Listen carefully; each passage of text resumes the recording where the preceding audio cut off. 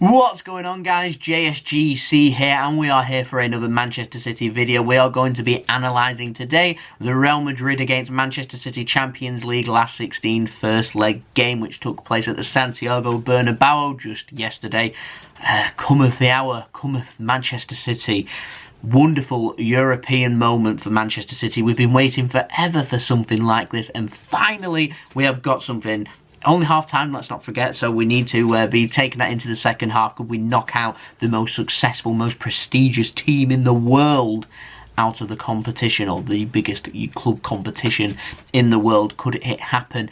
Taking a big giant stride towards that with a wonderful performance and a wonderful result. But before we get into the meat of the game, don't forget, like always, if you're enjoying the content, then make sure you help support my channel by subscribing, pressing that red button, pressing the bell and putting your push notifications on. I'm aiming for 6,000 subscribers, so any help towards that would be much appreciated. Don't forget also, you can find my social media links, which you can find in the description below and popping up on screen if you want to go and follow me on Twitter and Instagram. Don't forget, you can also find my email in the description below if you want to hit me up for any sponsorships for any videos or any general business inquiries. You can leave a thumbs up if you enjoy this video, and most importantly, let me know your thoughts in the comments below of this wonderful, marvellous, stupendous result in Spain. So let's crack on with this video and let's get on with the talking points. It comes in the terms of the team. I won't be the only person that was quite disappointed with the team that was put out yesterday, and I came about because Fernandinho and Sergio Aguero were left on the bench. It's a big call from Pep Guardiola, and I felt like he was overthinking the situation. How many times have we seen Pep Guardiola do that? I felt like he was overthinking the situation, but in actual fact, Otamendi and Gabriel Jesus starting turned out to be a Pep Guardiola masterclass. He loves going to Madrid and getting results, and he has turned up, which is marvellous, and I'm happy to have been proven wrong. If you follow me on Twitter, you'll see how unhappy I was with the team yesterday with that coming out, but there we go. It's in the past. I'm happy to be proven wrong. Absolutely fantastic. For Real Madrid, Bale, Jovic, Vasquez, Cruz and Marcelo all on the bench. Incredible. An attacking line they went yesterday with Isco, Vinicius and Benzema. They had Varane and Ramos at the back, Casemiro, Modric and Valverde in the middle. Some big calls there. I'm most surprised not seeing Gareth Bale starting with Eden Hazard injured to go into the game. I felt like Gareth Bale would have been perfect to play against Manchester City's very high line that we do like to play. So I thought he would have been perfect for this game. But Zinedine Zidane doesn't seem to like him, and he's down the pecking order, and he didn't go with him, much to their loss, in my opinion. Now, in the first half, there wasn't too many chances. City managed to create the first chance. It was Gabriel Jesus turning and twisting, getting onto his right foot, has a shot. It's well saved, but it is straight at Courtois and relatively straightforward. If he'd gone low, I felt like he could have put the ball into the net, or at least made life a little bit more difficult for Courtois, but that didn't end up happening. Never mind. Then Real Madrid had a big opportunity, a cross and header. The ball was played in, Benzema was there. Aymeric Laporte seemed to be just a little bit out of position. He's backtracking, can't get there. Benzema gets a good header. It's nice and low, it's awkward, but Ederson, he's well matched to it. He gets down nice and low, gets a good hand to push it away, puts a lot of pace onto the ball after there wasn't a lot of pace on the header, and it meant that Vinicius couldn't follow the ball into the back of the net because Ederson didn't really have a lot of choice to push it anywhere other than back into the danger zone. So if you put a little bit more pace on the ball, it's going to make it just that little bit more difficult for the player to be able to have that more control,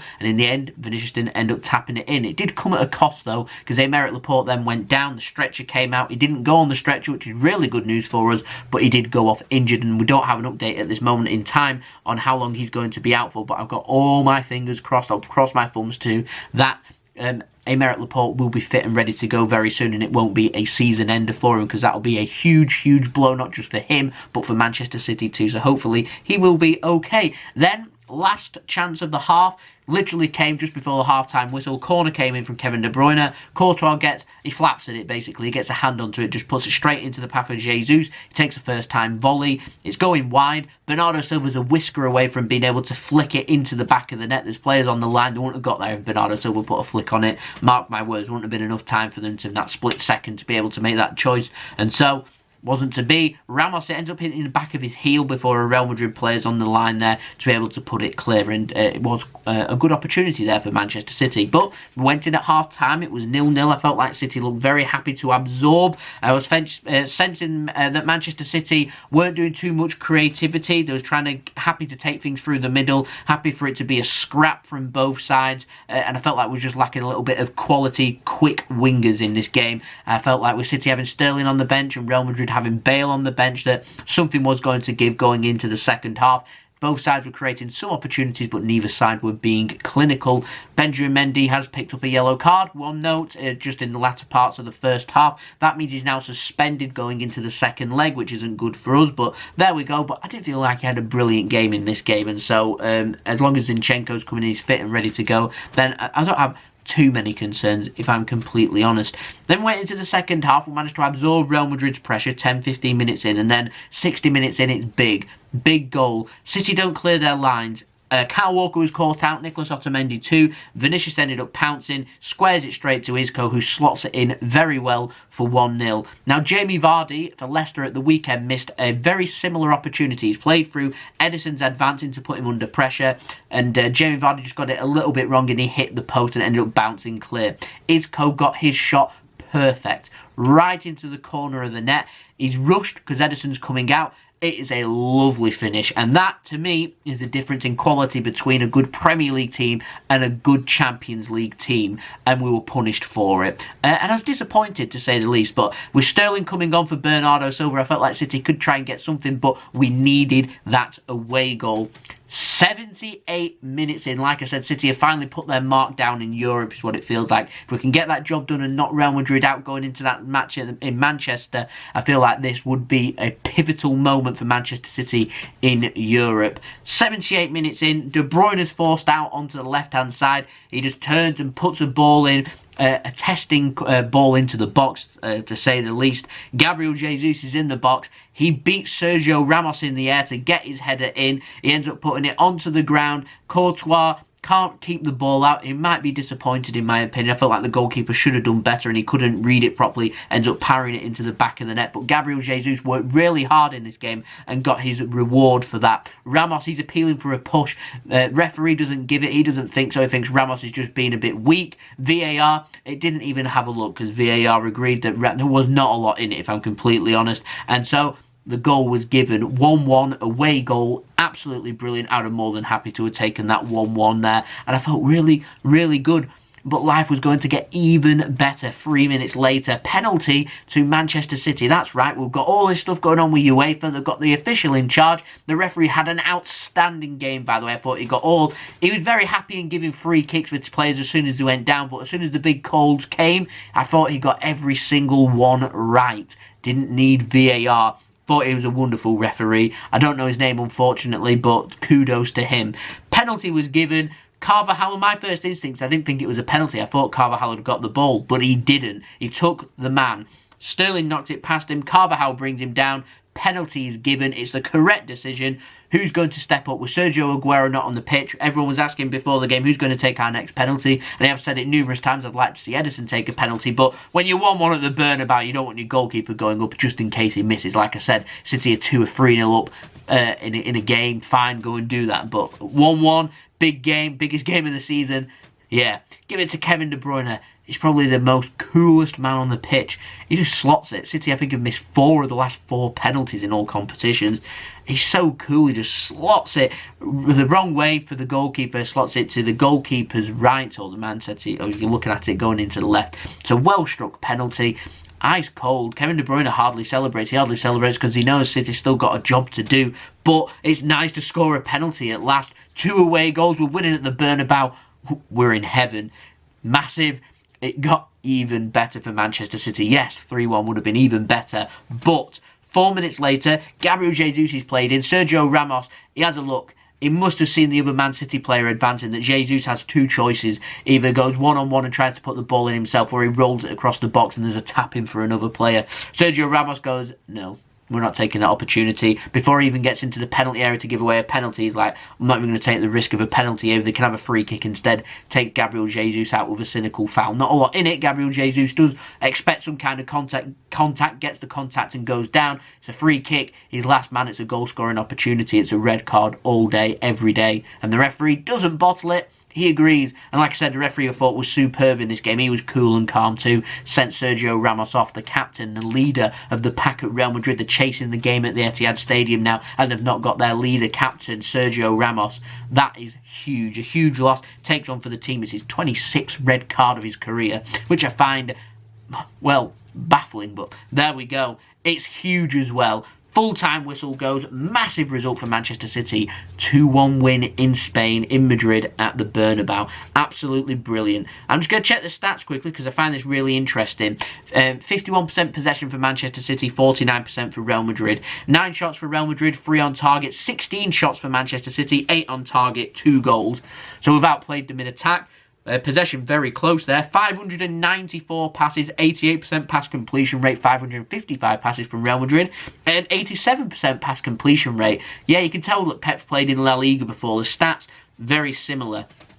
Clear-cut chances, a couple created for Real Madrid, 4 created for Manchester City. If I wanted to nitpick, if I'm completely honest, I could have said that City should have shown more intensity and tried to score more goals, but you take a 2-1 win in any game in the Champions League, knockout game in the first leg away from home, no matter who you're against. Going up against Real Madrid, I think that is an outstanding result. City were better aerially as well, which surprises me. City had more interceptions. Real Madrid, though, had more clearances and more tackles, so and City ended up having more headed clearances. So I find that really interesting that actually defensive stats quite similar, and Courtois was the busier of the goalkeepers, making 6 saves compared to Ederson's 2. So yeah, quite even stats. Manchester City have gone in a tussle and come out on top in the Champions League against one of the best teams in the world.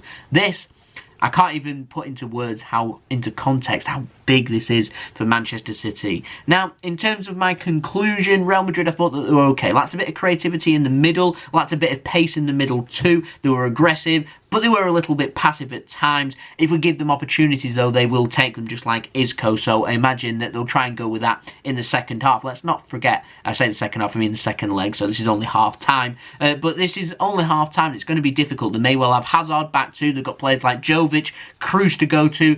With Ramos being sent off, they might maybe adjust their formation to try and put on an extra attacker, the chase in the game. So it's up to Manchester City to be able to turn up at the Etihad Stadium and get the job done. If they don't, it's going to be very disappointing from here because it's job done basically in Madrid. But for Manchester City to conclude, Pep masterclass basically. Well-timed subs. Gabriel Jesus worked his socks off.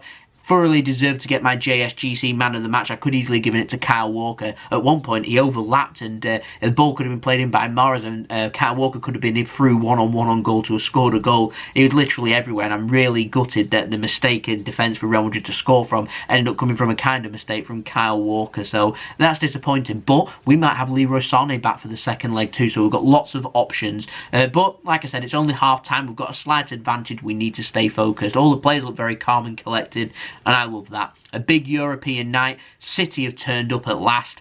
Let's get the job done at the Etihad Stadium. We're needing a big performance. We're needing a good atmosphere again. Make it nice and good at the Etihad Stadium. Seen it with these big games coming along. We saw it at Spurs last year. The place was rocking. Thought it was a fantastic atmosphere. We've seen it before as well against Liverpool when we beat them 5-1. We've seen it before in the Champions League game when City should have gone 2-0 up at half-time against Liverpool in the Champions League. Let's get a good turnout and let's hope we can get that positive result. We've got the job done away from home. Let's see if we can go and knock out the Galacticos Real Madrid. A European turning point for Manchester City. An amazing result for us. We are the first team in 11 years to go to the Bernabeu and win in a knockout game. Incredible. So there we go. That has been the video. Hope you enjoyed the video. If you did enjoy this video, make sure you leave a thumbs up so I know that you enjoyed this video. Let me know your thoughts in the comments below too, because I'm always interested in what you do have to say. Subscribe if you're new around here. Press that red button, press the bell and put your push notifications on. Aiming for 6,000 subscribers, so any help towards that will be much appreciated. You can also find my social media links, which you can find in the description below and popping up on screen. If you want to go and follow me on social media, you can also find my email in the description below too if you want to go and hit me up for any sponsorships for any videos or any general business inquiries. So I'll see you all again for the next video. Our next game in this crazy season is a Carabao Cup final. So I'm going to have a preview up for that very soon. So make sure you stay tuned for that. So I've been JSGC. I hope you'll have a wonderful rest of your day. Amazing result. but it's still only half time. We've got a job to do in Manchester. I'll see you all again for the next video. Peace. Ciao for now.